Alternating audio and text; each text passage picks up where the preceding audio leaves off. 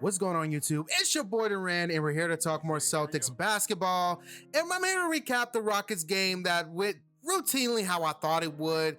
Honestly, the worst part of this game. Let's go ahead and talk about the worst because it was a blowout. So let's go ahead and talk about what I didn't like.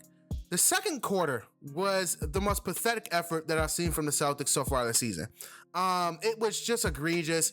They shouldn't have been even in, the Rockets shouldn't even have been in this game at any point, but they were. And that second quarter was just, the Celtics just rolling along, not caring. They didn't pay the Houston Rockets any respect throughout this game. And I just don't get it. How are you, a below 500 team that has just been getting embarrassed this entire season, have the gall to look down on the Houston Rockets? You're down there with them. You're a below 500 team. Nobody cares what your record is. If you're below 500, who cares? And I just didn't like the team's mood in this first half. I didn't like it. I didn't like how much arrogance. I felt like they were being arrogant. I didn't like it. I didn't like their approach to the game. They didn't approach the game the right way. And there were certain points in this game that I felt like they didn't approach it the right way either. Because when this game started getting out of hand, what do we see? We see Kemba Walker throw a half-court lob to Jaylen Brown and just try to embarrass Houston. Why? Why are you trying to embarrass them? Just play the game the right way. And Jaylen Brown's get hurt, and then he goes to the locker room with a knee contusion. Exactly. Just play the game the right way, and he better play next game. By the way, Jaylen Brown better play the game. Better play next game. I don't care about your little in-game shenanigans with you and Kemba Walker. Why are you trying to embarrass the Houston Rockets? Why? Why are you trying to embarrass this team? You're better than them. Okay. You don't have to rub it in their face. You're not a good team this year, by the way. That's something I didn't like. I didn't like that. I didn't like them trying to throw half-court lobs, trying to get cute. I didn't like the second quarter where they just kind of moped along like, this team isn't good. I don't like. We just showed up here. We're gonna beat them eventually. But like, this is the problem. Why is this team doing this? You haven't won jack shit. You haven't done anything. You're a below 500 team. You aren't even you're not even a top 4 seed.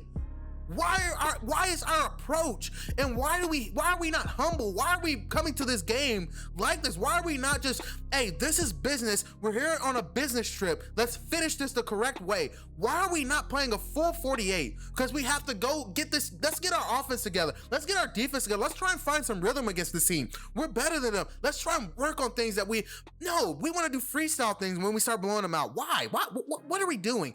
That was my only problem with this game. And I'll go ahead and stop there with my rant. But that was my only problem with some of the actions and some of the mood, and why everyone was just acting kind of arrogant a little bit. And just not good for my taste. But overall, let's go ahead and talk about this game. The number one thing that we're going to talk about is Evan Fournier exploding in the fourth quarter for 20 points after he almost put up a 3-game dud. Like after he almost had another dud game where he just absolutely didn't shoot well. And, he comes out in this fourth quarter and he shoots the lights out. It's 6 threes in a row. But is he going to do this every game? Are we going to just think about this guy, well, he's going to get hot at the end of the fourth quarter? Are we really expecting that? No. Evan Fournier needs to be more on ball. He needs to be given more responsibility than just being a spot-up shooter. Of course he can shoot the ball. Of course this guy's a vet. He can score. But we have to give him more involved. I understand Peyton Pritchard bringing the ball up is cool. Evan Fournier should be bringing the ball up. Evan Fournier should be initiating offense for the second unit. Evan Fournier, the guy that we traded picks for, he needs to be more involved in this offense. He does. And it's not about just giving him a bunch of shots.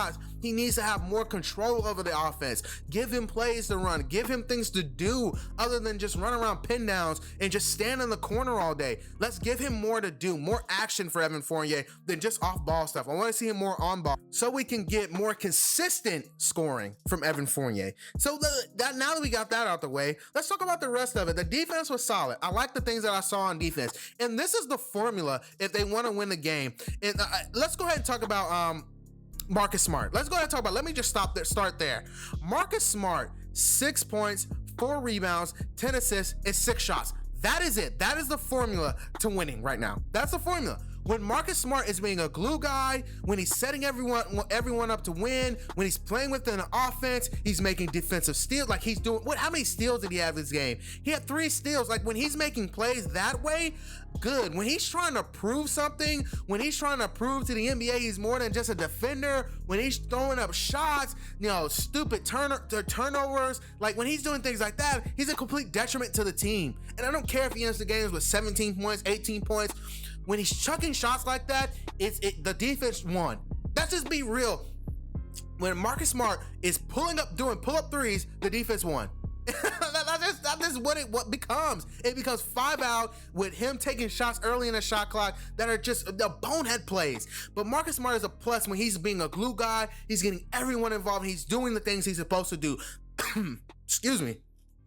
And then you go down the totem pole from there. Let's just go down the totem pole. And then we go Kemba Walker, 11 points, 6 rebounds, 8 assists, 3 of 6 from 3-point line. Fine. That's fine. If you just play within the offense, score how you're supposed to score, and set everyone up to be good, that's fine. That is fine. I have no problem with that stat line from Kemba Walker. When he's doing the pull-up threes and just chucking shots away early in the shot clock, that is where I have a problem. That is right there where I have a problem, because Jason Tatum and Jaylen Brown are going to get theirs. I'm not even worried about it at this point.